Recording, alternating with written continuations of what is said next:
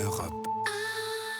Noël sans mêle, Mathieu Oui, Noël, Patrick. c'est aujourd'hui 21 septembre, la journée mondiale de sensibilisation à la maladie d'Alzheimer, une cause qui vous tient particulièrement à cœur. Effectivement, Patrick, étant, de par mon métier, auxiliaire de vie pour journaliste en fin de course, au contact des malades, je vois ces personnes fragiles qui, en phase avancée, ne sont même plus capables d'articuler un raisonnement clair, ne se raccrochant qu'aux phrases 1000 fois répétées durant leur vie professionnelle, avec cette question pour les proches, jusqu'à quand ? Quand on écoute Europe 1 sur 105.9.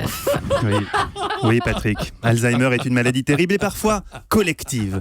Prenons ainsi l'exemple d'un groupe de patients qu'on appelle les socialistes. Heureusement, ils sont peu nombreux. Ils pourraient chercher des réponses aux problèmes des Français, mais non. Sous l'impulsion de l'ancien ministre Patrick Kanner, il propose qu'on lance, on a que ça à foutre, c'est vraiment l'urgence, un seul fériton pour sauver le siège historique du PS. Le genre d'initiative concernante pour les Français qui va bien aider le Parti Socialiste à se replacer comme une force d'opposition crédible. Surtout que les arguments ne manquent pas. Interrogés sur la vente probable de leur fastueux hôtel particulier de 3000 m² rue de Solferino pour enflouer les caisses du parti, le marquis de Le Foll, Stéphane, a déclaré offusqué: J'entends certains qui s'expriment en disant c'est génial, on va pouvoir changer de lieu, et puis on va se rapprocher des couches populaires, puis comme ça les couches populaires vont voter pour nous.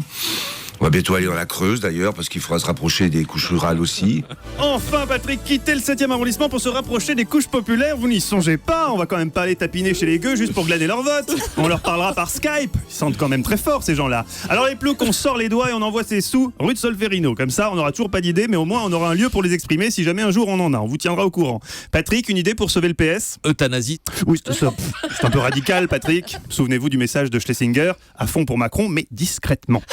En même temps, quand je dis souvenez-vous, je mesure à quel point c'est compliqué pour vous, Patrick, vous qui êtes victime de cette forme rare de la maladie qu'on appelle l'Alzheimer du matinalier, qui pour financer l'extension de sa résidence secondaire à Arcachon, fait aussi de la télé le soir, et qui partant le matin ne sait plus trop où il est. Comme mercredi, quand durant le teasing des pourquoi de Philippe Vandel, vous avez tout simplement oublié ce que c'était l'essence d'un teasing, à savoir donner envie sans donner d'emblée la réponse à la question, torpillant la chronique d'un Vandel dévasté. Pourquoi le gaz sent-il mauvais ? Pour qu'on le repère. Exact. Ah bah mince alors. Bah c'est ça, c'est pour qu'on soit alerté s'il y a une fuite. Ah bah super, je reviendrai demain. Oui, contre la progression d'Alzheimer, surtout au sein de la rédaction d'Europe 1, on se sent parfois démuni, mais que faire ? Mystère et boule de feu. De gomme, Vincent, de gomme. Pauvre bougre, va. Lui aussi, il en prend le chemin. Non, ne restons pas les bras ballants. Donnons à la recherche sur le site francealzheimer.org et guettons les premiers signes de la maladie. Par exemple, quelque chose qui doit alerter, c'est la personne qui commence une phrase sans avoir la moindre idée de comment elle va finir.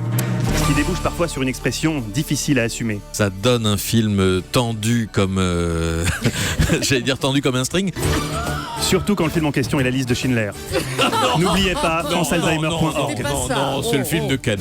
Merci Mathieu Noël. Midi, rien ne s'oppose à midi évidemment. À tout à l'heure sur tout à Europe l'heure. 1. Europe.